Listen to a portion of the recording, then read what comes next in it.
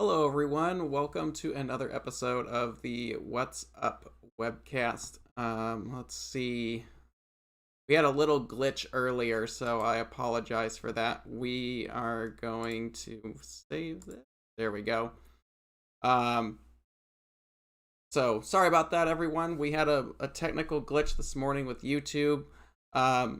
We've got it fixed now. We're going to wait just a little bit to let everybody kind of get in here and allow us to kind of regain everyone who was not able to get in there. So just bear with us real quick.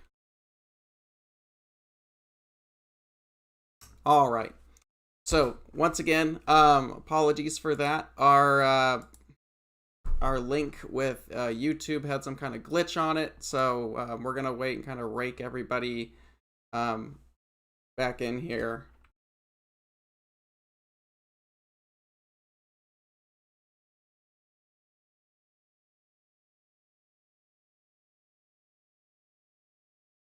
All right. The chat working for all of you guys? Can you guys see the chat over there?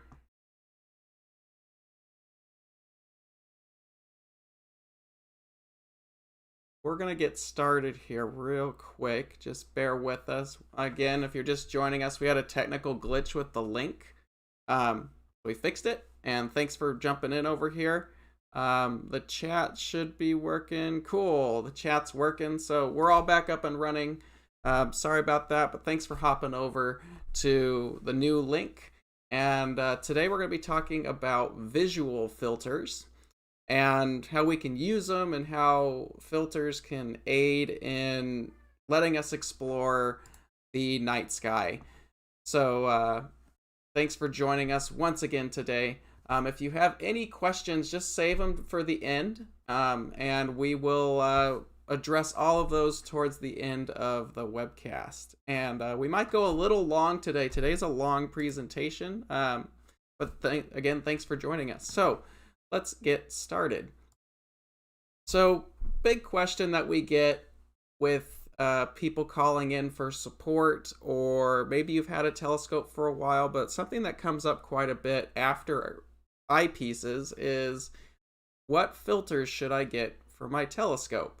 So you've got your telescope, or you've had a telescope for a while, you've got a nice set of eyepieces, so you're good to go there. And now you want to advance what you can see with your telescope further. And filters are generally the next addition to your accessory lineup. And that's what we're talking about today. We're talking about visual filters, so stuff that we can actually look through with our eye and aid in those observations. So when we're talking about filters, the big thing that we need to understand is the visible spectrum. This is obviously the spectrum at which our eyes register light. Now the spectrum that you're seeing here is the visible spectrum. This is a solar spectrum, so all the little black lines that you see in there, those are absorption lines. And those are all different kinds of elements that are on the periodic table that are being absorbed, and that's a whole nother topic to get into. But within this rainbow of light is everything that we can see. And when we're looking up in the nighttime sky, or even the daytime sky, if we're talking about the sun, use special filters if you're looking at the sun. We're going to do another topic on that. But everything that we see is within these colors for the most part. And all the filters that we're going to be talking about work with this spectrum to some case or another. Now, we'll get into the logistics and how some of these filters work within that rainbow of light right there and what they give us. And we're going to start basics, and then we'll advance into some of the more advanced filters. So, first off, why filters? What does it do for us? Is it worth investing in? Because some of these can get fairly expensive. So what does it really give us? So for the most part, filters are just a visual aid. They allow us to see or see things better depending on what we're doing. And filters can do a multitude of different things for us. First off, they can dim the image. Now, I'm sure some people are like, well, why would I want to dim an already dim object? And not all filters are made for this particular type of observation. So some of them are there for dimming the image and reducing glare. Other ones allow for certain wavelengths of light to pass through them. And then they also block unwanted wavelengths. So think of these like, in a way, they're like sunglasses. Now, the filters we're talking about today, I would like to add, are not for viewing the sun. Nothing in here is safe for viewing the sun. So just make sure that you're aware that anything we're talking about today has nothing to do with solar observation. So do not, by any way of the imagination, use this for solar observation. So moving forward, let's talk about filter mechanics. And because there's a couple things that we need to know about a filter to utilize it correctly.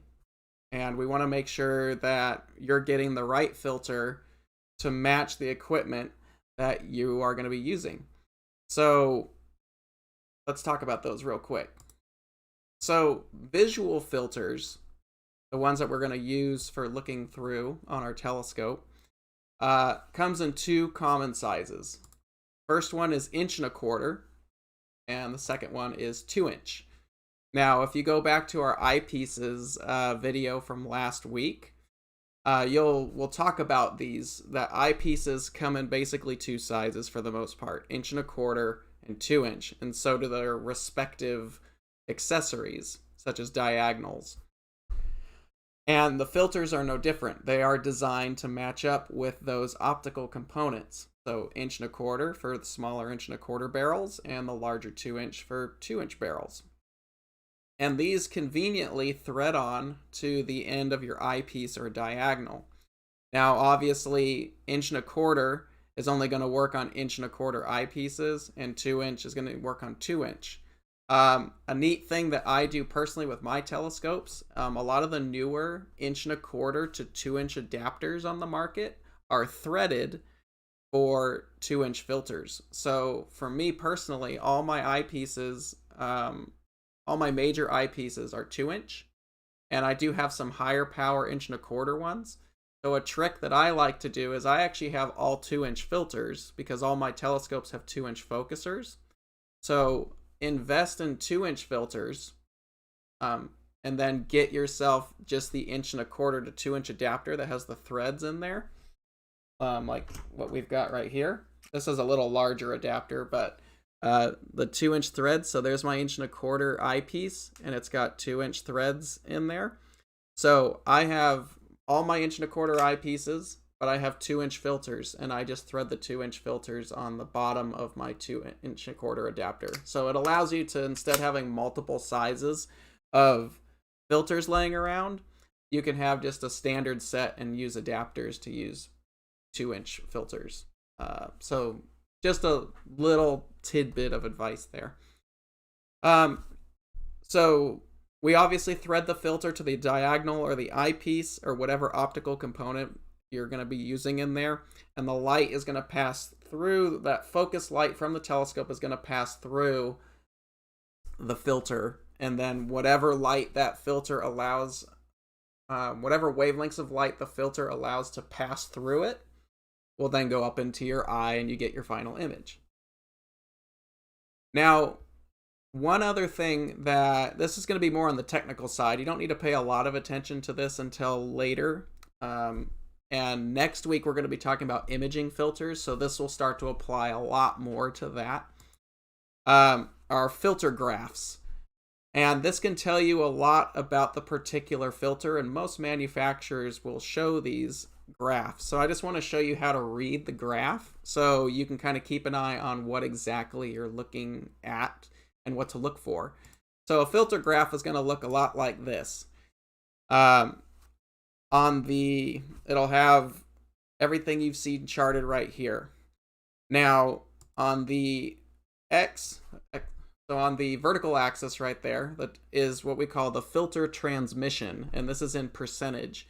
And what this means is how much light is being pushed through the filter, or what percentage of light actually passes through the filter or transmits through the filter. Really, really good filters have very, very high transmission percentages, up in that 90+ range. Some other filters greatly reduce that. So this is something we want to keep an eye on, is the transmission or filter transmission, so you can make sure that you're getting as much light as possible while still filtering what you want. The next part of it on the bottom here, this is just the wavelength range, and this is in nanometers. And if you're not sure what a nanometer is, that's 1/1000th of a meter. So really, really tiny stuff. So across the bottom there is our wavelengths.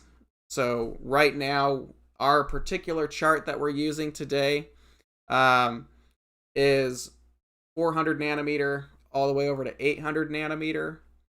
Now, just to give you what the human eye can pick up, we're going to take that spectrum that we saw earlier and kind of match it up to this.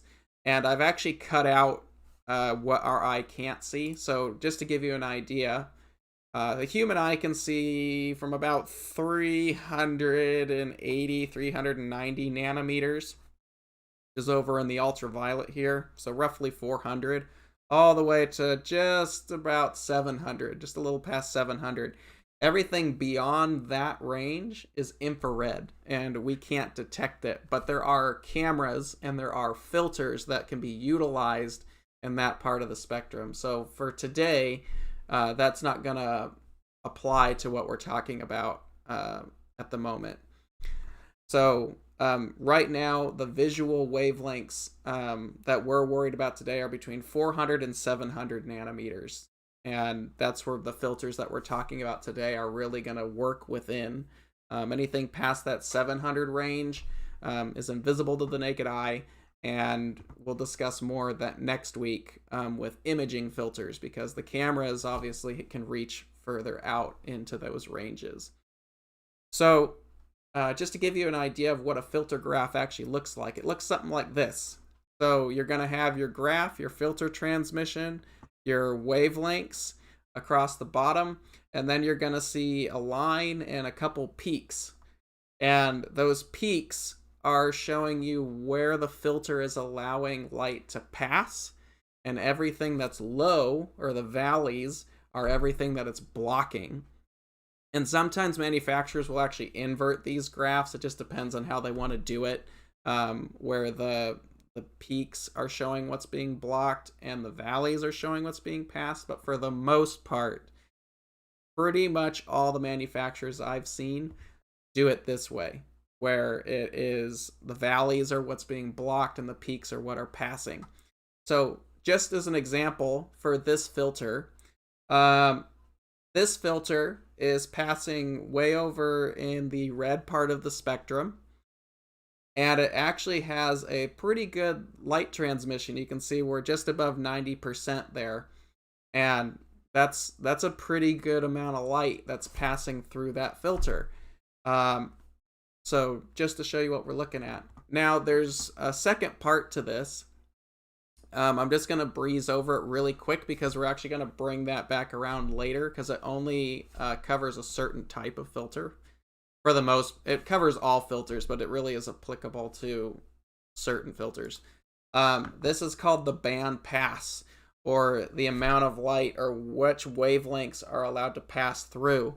So the narrower this peak is, the thinner the bandpass is. And the thinner that bandpass gets, the less light, but the more precise on the wavelength that we want to pass is. So this is going to be something that comes up later in this topic, and a lot next week for imaging filters. So if you're interested in imaging, we're doing a whole segment just like this, but about those imaging filters next week. But a lot of this is going to be very familiar if you're joining us today and next week as well. So, but we'll get into Bandpass here in just a second.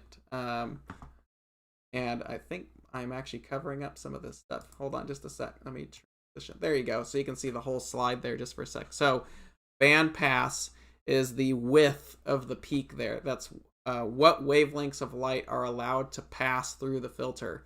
And the narrower that is, the more precise the filter is for that wavelength of light. So this is just an example chart, and we'll get into some others a little bit later, but this is going to be different for all different kinds of filters. So but that's how you can read a filter graph. So next time you're looking for a filter, for the most part, you'll see graphs like this, and that's what you're looking for: light transmission and wavelengths that are allowed to pass or be suppressed. So let me pop up back here again. Now everyone misses me. Let's switch over to the first set of filters. So the first set of filters are color filters, color visual filters. And every single person who generally gets started is gonna play with these filters or observe with these filters. It just kind of depends on what applications you're interested in. So color filters look a lot like this, and they come in a range of different colors, and we'll talk about that here in just a second. But color filters are basically colored glass, and they allow certain colors to pass while suppressing other colors. And whatever you see here, if it's a red filter, it lets the red pass and blocks the others. Or if it's blue, it lets blue pass, blocks the others. If it's green, it lets green pass and blocks the other colors. And this can be really, really helpful for different kinds of observations. So, and that's what we want to talk about, because these are the most basic filters. When you get started, like if you look at the eyepiece kits from all these manufacturers like Celestron or Mead or Skywatcher's got some stuff, or whoever, a lot of times they'll include a nice set of eyepieces and a filter set. And most of the time that filter set are color planetary filters. So they are used for observing the planets. And I'll show you here what the advantages of that are. And the different colors are going to help with different phenomena on those planets. And what I would like to point out is these are really about accentuating detail in a planetary image. If there's detail that you can't already visually see in your telescope, the filter isn't going to bring it out. The filter is just going to accentuate that detail more to make it easier to see, but it's not going to make something that's invisible suddenly appear on a planet. So just remember that these aren't just going to, poof, there's, cloud bands on Jupiter. These are going to make it easier for you to actually see those objects and make them more pronounced. So it works something like this. And a lot of these images, big shout out actually to Celestron for letting us use some of their pictures of filters, as well as Lumicon. They're letting us use some of their product imagery today. So thanks to those two companies for being supportive. So looking at this right now, this gives you an idea of like how the color filters tend to work. So a blue filter can help bring out some of the ice caps and maybe some clouds and dark detail on Mars. And these filters can be used for a lot of the planets, but Mars is just an example. The green filter can aid out in bringing some of that as well. And then the red filter really helps bring out that dark mare detail on Mars, as well as other things. And that's because it's allowing certain wavelengths to pass and blocking other wavelengths of light. Now, like I said before, these come in all different colors of the rainbow, but it gets really confusing about, which color. So there's so many shades of these, and these shades are actually listed as a number on the side of the filter cell, and this is known as a Ratten number. And this actually comes from the world of photography. Ratten filters were used with film photography, and they still are used to give certain textures and images for photography. That has also been applied to astronomy. So when you're looking at little planetary filters, you'll notice that it says, oh, it's a yellow number 12, or a red number 29, or green 58. You sunk my battleship. It's all about that number. That number is the Ratten number, which identifies what color and what shade it actually is. And these the Ratten numbers, they go beyond this, but for the most part, they go between 1 and 82 for colors. And there are others that exist, but for astronomy purposes, when you're looking at planetary filters, the shades generally are between 11 and 82. And there's some really, really good write-ups, like Agena Astro. AgenaAstro.com has an amazing write-up of planetary filters and their applications. So you can go check them out to get all the shades and what they're good for. There's just too many to list, and we're going to chew through an hour just talking about color filters for planets. We're trying to get most of this covered. So most of the shades are 11 to 82 on the Ratten number. But we're just going to talk about some of the common ones. When you look at, for example, Celestron has a planetary filter set. I think it's got 4 filters in there, and that's kind of what we're going to base this off of. But there's with these planetary filter kits, when you buy a starter kit, there's generally 4 filters, 3 color filters, and like a moon filter, and we'll talk about that in a minute. But we're just going to look at those 3 colors that you normally see. And if you really like planets, I find a lot of people get these. They start using them, and then they fill in the different shades if they feel like they need it. I have some friends that are very, very prominent planetary observers, and they started with this basic set, and then they've advanced their set by the type of observations that they want to do. And just like your eyepieces that we talked about last week, start with your basics, and then if you find that there's something missing or something that you want, you can always add that into your collection. So we're going to break this up. On the left-hand side, it's going to be the color and the Ratten number, and on the right-hand side, we'll do the recommended use. So, and this is just a basic 3 or 4 filter kit that you would find from some of the filter manufacturers. So this is the number 12 yellow. This you actually will find either the 11 or the number 12 filter in some of these basic planetary filters.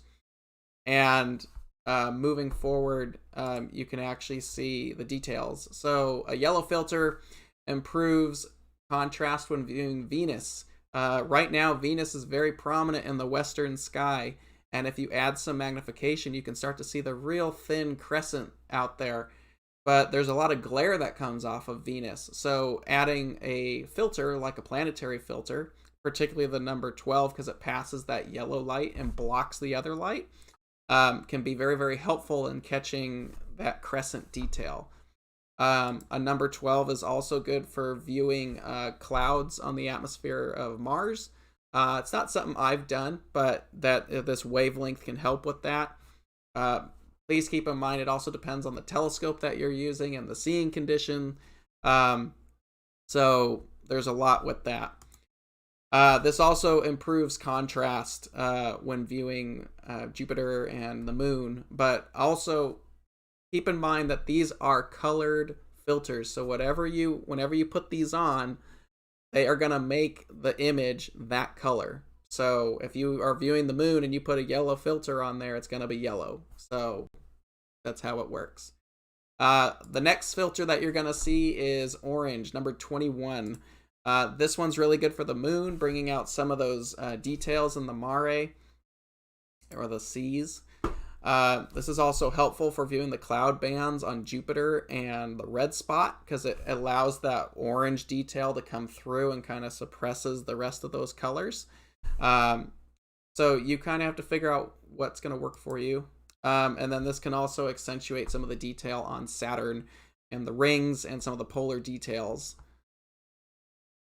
The last filter, this one's really popular, is number 80A blue.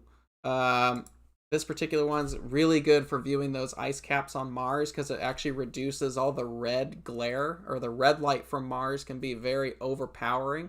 This will reduce the red light from passing and allow the blue light coming off of the ice caps to shine through, so it can help pop that detail out. It can also be helpful for the red spot once again, because again, it's reducing the red detail. So this would almost be like an invert with Jupiter, because the red spot, of course, has a lot of red in it. So by reducing that, you're not going to get the red detail, but you're going to see the real dark structures because it's not allowing that light to pass through. So it's kind of almost like an inverted image is what you're going to get with blue. And also this can improve detail on Saturn as well. It's also very helpful on the moon. If you want to have fun with it, you can put one of these in when it's a blue moon during an outreach event, and you can put a blue filter in there and you can make it blue. Now there's a lot of other shades that you can use. If you're into double stars, you can use some of those orange filters to help reduce that light, and you can help split those double stars. And one thing, I saw it mentioned here in the comments, but it's actually really important. When we were talking about the filter graphs and light transmission, the color filters do not have good light transmission. And we're only talking about like 50-60%. So it actually mutes the image quite a bit. But keep in mind, these filters are made to be used on very bright objects. So the moon and the planets. So reducing light isn't as big of a deal, so that's okay, but it will reduce light. So if you ever see a light transmission graph for a color filter, don't freak out. It's normal, and you're only using this on bright objects anyway, and the bigger the telescope, the more light it's going to shove through that filter anyway. So that wraps up the color filters. And again, if you want to know more about some of these filters and the shades that can be used, Agena Astro has an amazing write-up on their website about it. And it breaks down a lot of the pluses and minuses of these filter shades. And I'm sure there's plenty of amazing write-ups out there. That's just one that I found. And that's at agenaastro.com. Now, the next set of filters is something that many of us are more familiar with, are polarizers and neutral density filters. This normally comes with a color set, or is the second filter that you probably look at if you're getting started. Let's say you had an eyepiece kit and you had some color filters. The next thing is, what about a moon filter? Well, I throw moon filters into this type of filtration. So the first one, these filters are really designed to do reduce light and glare. And there's a couple ways that we can do that. I really like using some of these filters, particularly with the moon. It can help bring out that contrast and, by reducing some of the light. Jupiter can be really, really helpful. And bringing out some of those details in the clouds, because Jupiter is so bright, reducing that light can be very helpful. And Venus, I have a polarizing filter. I use it on Venus all the time, and it really, really helps bring out those crescent details, especially right now, because right now is a perfect time. Over the next week or two, we're going to lose Venus very quickly in the evening sky. But as it makes its descent towards the sun, that crescent is going to get smaller and smaller and smaller, and it really gets really pretty when it gets to that razor thin crescent. So the polarizers or a neutral density can help with that. So we're going to break this up into two pieces. First one is polarizing filters. Now, polarizers are really helpful because they actually use two filters that rotate together, and by rotating it, you can adjust the darkness of how much light's being passed through. Just like polarizing sunglasses, how they get darker. Same thing here, except you can manually adjust that filter to your own liking. And I should have brought my polarizer out, but you guys get the idea. You're smart. This is really good for beginners, but I think it is a must to have in your eyepiece case, period, because it's such a multi-role filter. Now, it is 2 pieces of glass, and the glass that these manufacturers use are very well polished, but you still have pieces of glass. The more glass you put into a system, each time the light passes through the glass, you're slowly reducing the throughput. And that's true for eyepieces and how many lenses are in a telescope. It's usually not a huge deal, but there is a somewhat small percentage. The more glass, the more reflections can happen, and contrast can be reduced. So to get around that, you have neutral density filters. Neutral density filters are individual filters, which have preset density levels or darkness levels, which allow light to pass through. So rather than having a polarizer that's adjustable, these are set at certain densities. And these are very, very helpful if you're really, really into planetary or lunar. I find a lot of people switch over from the polarizer and they go to get the dedicated filter. It's a more specialized approach. If you're into photography, it's very similar to the thought of a zoom lens versus a prime lens. Primes are generally more sharp and more specific, but it just depends on what you're looking for. So a set of neutral density filters, if you get really into planetary, is probably where you're going to go. But if you're just doing general stuff, a polarizer is excellent. And these are single pieces of glass, which is why most of the advanced planetary observers tend to go that route, because you're just reducing the amount of glass that's in your train at that point. So on this next set is probably the filters that we get asked about the most. So we did planetary filters, we just did neutral densities, and moon filters are pretty much in this section. Neutral density, they're basically a type of neutral density is what a moon filter is. So if you see one, it's just that. Some manufacturers have different moon filter densities or percentages. It's a neutral density. That's all that is. So still good to have. Just pick the way you want to go. If you're not a polarizer, I think is a must. But if you want to advance that a little bit more, you can get your set of ND or neutral density filters. Now, my favorite set of filters, and the ones we get asked about all the time, are deep sky filters.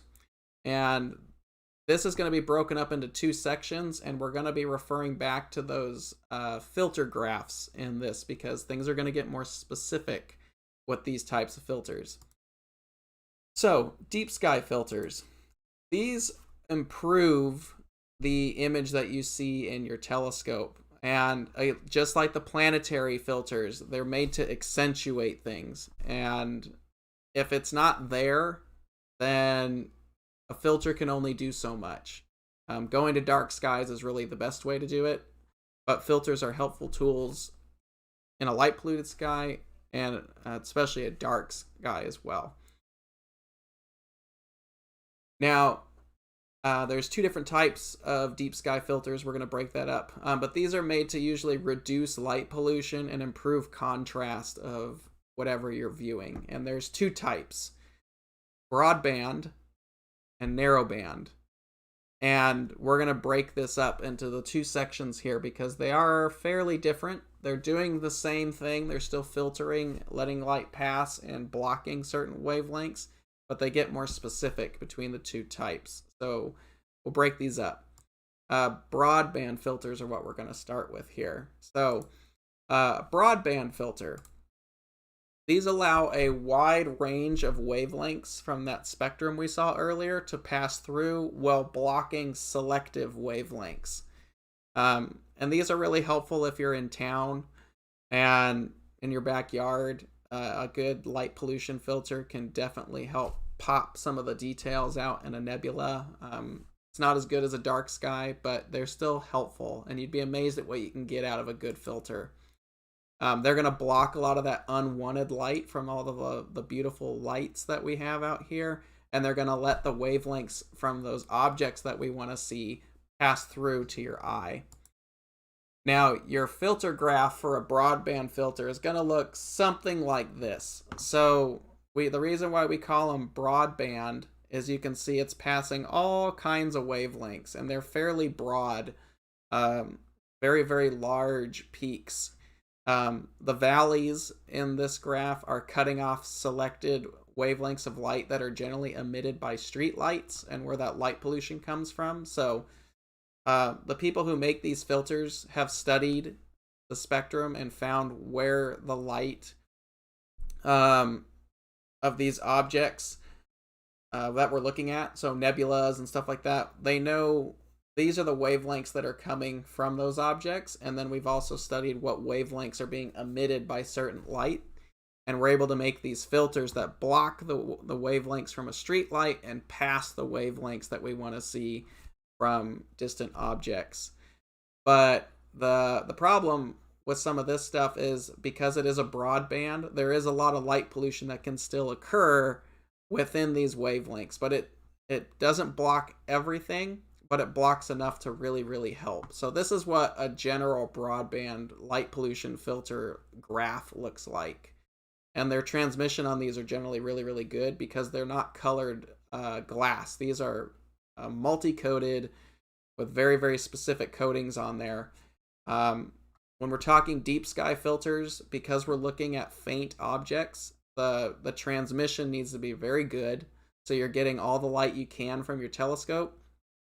And because of this, they are not using the colored glass like a planetary filter. They are using a very well polished piece of glass with very, very particular metallic coatings on it. So that's why these are a lot more expensive than the planetary filters are. So let's see. So these are generally used for light pollution reduction. You'll see them called like an LPR filter or LPS, light pollution suppression. So this is generally broadband filters look a lot like that. Keep in mind they do not equal a dark sky. Nothing will ever come close to taking your telescope away from city lights. That's where you're going to get the best performance. But these filters can still be helpful with that. Now, there's one type of broadband. There's actually a multitude of broadband filters that are very good to have in your set. But the one that you hear about the most is the ultra high contrast or UHC filter. And you can get these from pretty much any filter manufacturer makes this. It's pretty much a staple. And if you're looking for a filter to add to your telescope kit, maybe it's your first deep sky filter, the UHC filter should be the first one to be considered because it is probably the most helpful. This is a broadband filter, but it's a lot more selective of what light that it lets through. It's very particular on wavelengths emitted from nebulas. It blocks a lot of the light pollution problem wavelengths and allows the other ones to pass. And very, very good for emission nebulas like Orion or I don't know, there's so many, the Ring Nebula. Anything that's an emission nebula, this is very, very good to use. So if you're looking for your first filter, for your first deep sky filter, a UHC filter, regardless of who makes it, a UHC filter should be the one that you look at the most. This is a workhorse for me in my kit. So that's pretty much broadband filters, but just to give you an idea of some broadband filters that are on the market, all these are very, very good.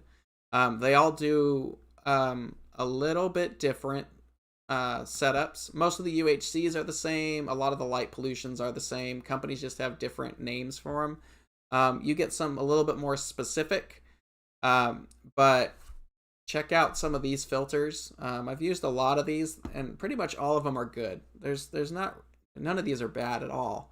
But they all have their slightly different flavor, but they're very, very similar to one another. So if you're looking for filters, broadband filters, these are some recommended ones. Just pick who you like, and they all make awesome stuff. Now, the next set of filters, we're getting very, very specific now. These are called narrowband filters.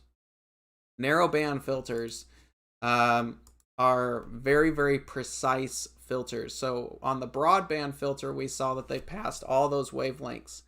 Narrowband filters are designed to pass a very, very specific, very thin amount of light, thus the name narrowband. These block everything except the wavelength that the filter is tuned for. So that's going to look something like this. This is a narrowband filter graph. So you'll see one peak, and the peak is going to have a different diameters depending on the band pass, which we're going to get here in a second. But you're going to have one peak and everything else is going to be blocked. And this is a narrowband filter, allowing only that very, very specific wavelength of light to pass through. And there are different types of narrowband filters depending on the type of light you're trying to isolate. Now, when we're looking at wavelengths of light, there is something to think about. Narrowband filters are measured by how much light passes through them, and how wide of a band that it lets it pass. And this band pass is measured in nanometers, which is 1/1000th of a meter. And within that, you get narrower or wider band passes. And going back to that graph back there, I'll show you here in a second. Actually, I have another graph. The narrower that peak is, the more contrast that filter is going to provide, but also the dimmer the image is going to be, because there's only a very selective amount of light that's in there. So looks something like this. So this is the band pass graph we saw earlier. So you're going to have one peak, everything is blocked, and the narrower this peak is, the narrower the band pass is, or the more precise that filter is tuned to the wavelength of light, and the more contrast you're going to get. But just remember that the narrower the band pass, the less light that's going to pass through, because you're getting very specific. And this isn't something you see a lot with visual filters. This is an imaging filter thing, and it's really going to play a big part in next week's topic for imaging filters. So that's how band pass works. Now let's talk about the basic types of narrowband that we use for visual. First off is the oxygen 3 filter. Now, oxygen 3 is in the blue part of the spectrum, right in here. So this is, now I'm sure if I have some spectral analysis people on here, I don't think I nailed it 100%, but it's right within that area. That's where oxygen 3 resides in the visible spectrum. This passes at that 500 nanometer range. So that's where oxygen 3 sits within the spectrum. This is actually double ionized oxygen that's being emitted by planetary and emission nebulas. And these filters, because they are narrowband filters, they are selectively passing a certain amount of light. So it's best to use on larger aperture telescopes, about 6-inch or bigger. But that doesn't mean you can't use them on smaller telescopes. It's just keep in mind that it will dim the image quite a bit. The O3 filter is, for me, is one of my favorites. There's a lot of objects in the night sky, especially in the winter and summer months, and O3 is must in your kit. The Veil Nebula, the North American Nebula, the Lagoon Nebula, Ring, M27, the Dumbbell Nebula, all of that. The O3 filter, anything that emits O3, which is most nebulas, is the filter of choice. This is a great companion to have with your UHC filter. Now moving on to the next narrowband filter. This is the H beta filter. H beta passes light at 486 nanometers, which is located right here, that big dark line in the blue. It's not far from O3, but it's very, very different. The H beta filter is allows you to see anything that emits hydrogen. And again, that's all the nebulas. And a lot of people actually come to know this as the Horsehead filter. So if you want to see the Horsehead Nebula, this is normally the key to the city to make that happen. You want to make sure you're reducing all the street light and allowing that hydrogen to pass through. And the reason, I'm sure a lot of you have read about hydrogen alpha, like solar filters and imaging filters. Let me go back here real quick to our spectrum.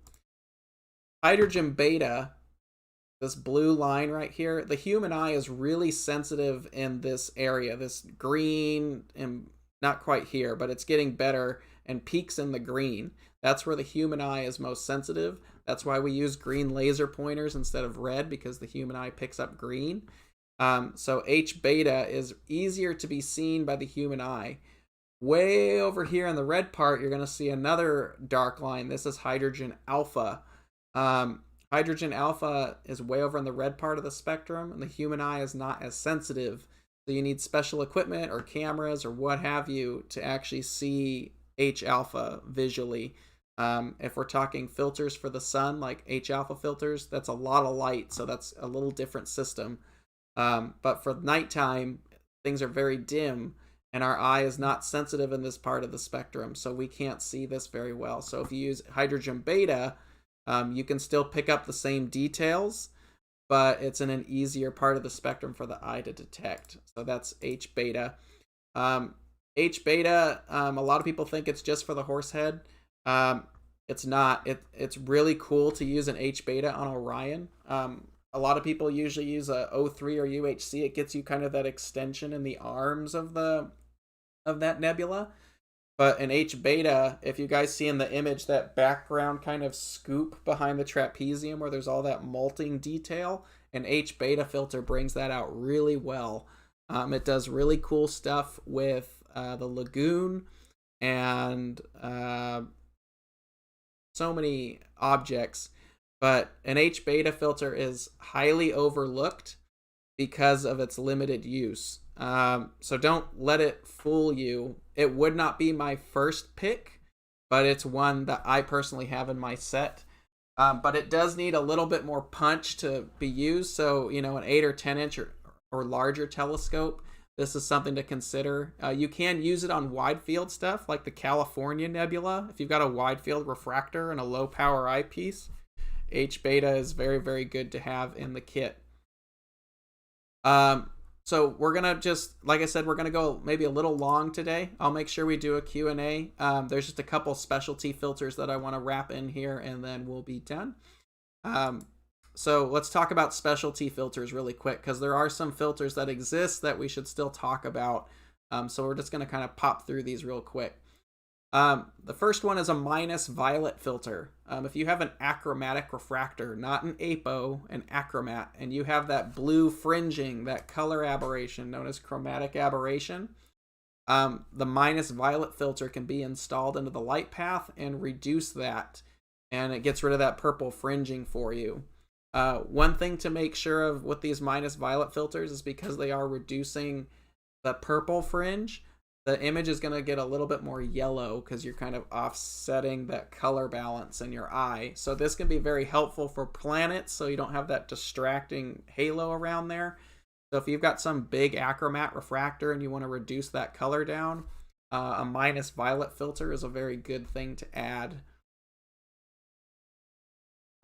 The next one is the Comet Filter. Lumicon, in my mind, is the only one who makes this. I actually have one of these. I don't use it a lot. This is a narrowband filter. It's a fairly broad narrowband, but nonetheless, it's still narrowband at 25 nanometers.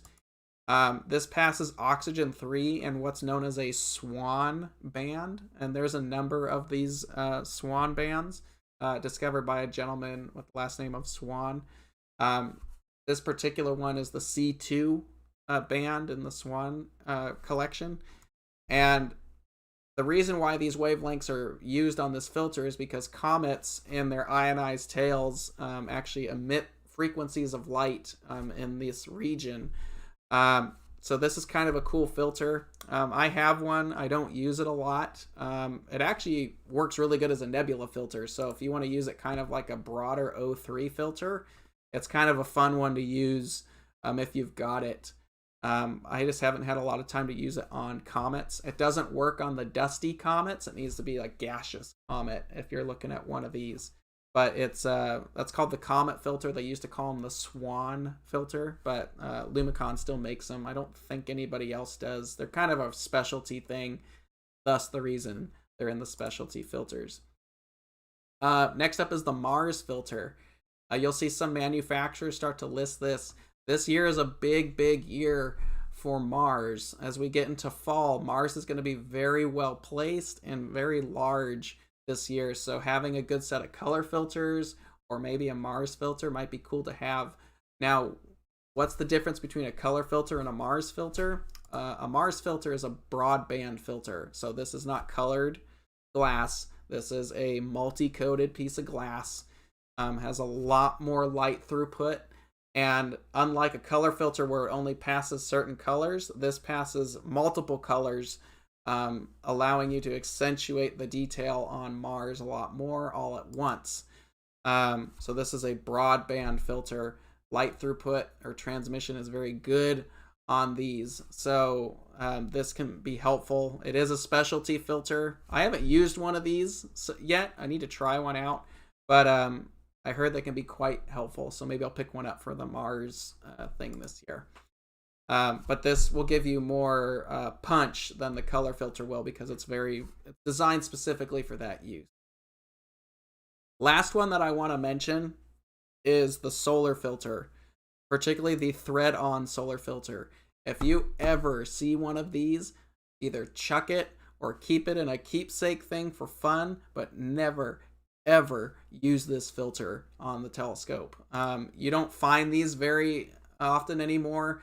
If you're getting a solar filter, it needs to go over the front aperture of your telescope. Before the light comes to a focus, it needs to block all that light out. So if you find one of these, they're generally a metal cell. They'll say solar filter on it, and they'll be really dark. Don't ever use it. Just, like I said, either chuck it or put it in a box for something fun, an old school antique kind of thing, but don't ever use it. They're extremely dangerous. The reason being is the light from the telescope is being focused down and onto that piece of glass, and it will crack under the heat. An 8-inch telescope, for example, pointed at the sun will get about 200 degrees at the focus point in only a couple seconds. So you need to have that filter in the front. If you have one of these, it'd probably be better if you just destroyed it. I just wanted to throw that out there because they do come up. They're getting progressively more rare for good reason. Just don't. So that wraps up the specialty filters. So just to wrap this up real quick, recommended filters. If you're looking for a filter set, here's what I would recommend. The first one, a polarizing filter. Great filter to have in your kit. Very helpful for planets. Great for the moon and great for Venus. I would highly recommend having one in your kit. After you've gotten your polarizer and you're ready to go into deep sky stuff, a UHC filter. Excellent filter to be used for getting started in deep sky. So that would be my second recommendation. Third is the O3 filter. So once you've got the first two set up and you want to get more specific on nebulas like planetaries, a Lumicon O3 or someone else's O3, it doesn't matter. All the O3s are excellent out there. I've looked through many of them and they're all good. So O3 filter would be the third edition. And if you're really interested in deep sky and you want to complete what I call the trinity of filters, the H-beta filter. So these are the 4 filters that I have regularly in my case, and throughout the year they all get used quite a lot. Now there's 2 other filters that I want to recommend here real quick. I don't have pictures of them because we didn't ask if we could use the pictures, but I use these personally and I actually really like the effect. And this has come from a lot of years of messing with filters. The first one is the Botter Moon and Sky Glow. This is really helpful for observing planets. If you've got a big refractor or one of our Dobs and the planet's really bright, but you want to keep that detail, the moon and sky glow filter, I like to think of it as a UHC light. It gives you just a little bit. It's a broadband filter, but it's very subtle on how it handles the light. So I find it really, really useful. A lot of times I will use this filter. It's also called the neodymium filter. But that's a great filter. They're not too expensive. And it works really well on a variety of objects. Even if you're in a dark sky location, if you want to pop that contrast a little bit more, the moon and sky glow works really well. It took me a while to kind of mess with it, but it's kind of a cool filter. The last one here is the Botter contrast booster. I like to think of this as a UHC light. It works really good for planets as well. Both of these, this is why I don't use color filters, because I find that these two really make up what I need for that. But they also work good on deep sky. So the contrast booster I like to think of as kind of a geared up moon and sky glow filter. So those two filters, so what you guys are basically seeing here is the set that I personally use. I've got all 2-inch because I've got that adapter. I've got a variable polarizer, UHC, O3, H beta, moon and sky glow, and the contrast booster. So these, I've been viewing with these for years, and on a variety of telescopes, from little refractors to a big 28-inch Dob, everything in between. These are the set that will hold you off for years. So other than that, that wraps up today. Thanks for watching. And now we can get to our Q&A. I know we ran a little long today, but today I think was very helpful for a lot of people. So let's get into questions. Question number 1, how to avoid reflections between the CLS filter and a bino prism? You might be able to angle the filter a little bit. You could try that to reduce reflections. The problem with binoculars, of course, is they've got a lot of prisms bouncing light in there.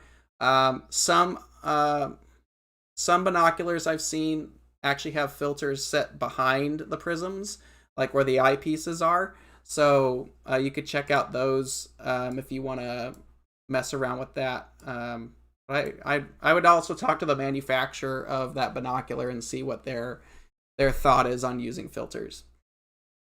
Question number 2, do you have any plans to produce tri-filters? Tri-band filters are more of a imaging thing, and we're going to do that next week. We'll be talking about those filters. Right now, Skywatcher, at least here in North America, doesn't have filters. Maybe we should look at doing something like that, but right now, the tri-band filters are more of an imaging filter, and at the moment, there's no plans to do anything, but we will be discussing those in next week's webcast when we do imaging filters. Question, can I use the Comet filter for imaging? I don't see why not. It would be an interesting experiment. It is a broader filter for imaging. It's 25 nanometer bandpass, so, and the problem with that, like O3 filters, the problem with O3 filters and filters that pass that blue spectrum of light is that a lot of light pollution and moonlight is actually the same color. So if you're going to be using that, you want to make sure the moon is down so you're not getting more of that light in your view there. But I don't see why you couldn't use a Comet filter for imaging. It is a little broad, but you could probably use it. Let's see. Next question. Do you have to pull out the eyepiece to adjust the polarizing filter? Yes. There is one filter. I don't think that Meade makes it anymore, but Meade had an old school filter that was really cool. It was actually a polarizer that looked like a Barlow, but you could leave the eyepiece in and adjust it. I don't think they make that one anymore, but a friend of mine has one. You could probably find them on the used market. Those are pretty cool because you can adjust it. But most of the time, yeah, you have to pull it out and kind of fine tune what exactly you're looking for on there. Let's see. What other questions do we have in here? How much does let's see, next question. How much does using a filter improve results in astrophotography? A lot. The cameras are very, very sensitive, and they can actually catch a lot more than our eye can. And next week, we're going to talk a lot about that. For the most part, everyone who's doing imaging nowadays is using a filter of some kind. And color filters for monochrome imaging, and light pollution filters, and kind of these tri-band or multi-band filters for imaging are very, very helpful. And we're going to discuss all of that next week. So if you like this week and you're into imaging, next week is really going to be where we're going to dig into a lot of the specialty filters for imaging. So that's really been, we tried to break this up because there's so many filters out there. But hopefully this has been really, really helpful for a lot of people to pick. And is there any other questions I can hit for you guys while we've got this? We probably eventually will do a segment on, I see some people talking about solar filters. We probably will do a segment on solar filters. That one's probably going to be fun. We should probably bring in some of our friends from the solar field, and they can kind of discuss that. That can get really in-depth because there's different types. So one of these days we will do a solar themed one. Next week, we're obviously going to be doing imaging filters. So tune in next week, 10 a.m. Pacific time, right here on YouTube. And if you like our channel, go ahead and subscribe to it. I'll just let you know when we have new videos coming out. So we try to do this every week, 10 a.m., but we're working on other videos as well. So other than that, that pretty much wraps up today. If you have any questions that I didn't get to, you can email us at support@skywatcherusa.com. And I know we've had people before. If you want to be involved in a digital star party, I will be hosting a digital star party on my channel at Focus Astronomy this evening, 8:30 p.m. Pacific time. We're going to be checking out galaxies and all kinds of stuff wrapped up there for tonight. And that is, again, at the Focus Astronomy YouTube channel. We'll be doing our virtual star party there. So if you have any questions that I didn't get, go ahead and email them over to support@skywatcherusa.com. If you have imaging filter questions, save them for next week because we're going to be hitting them next week. So thanks for watching, and we will see you guys next week. Have a good one.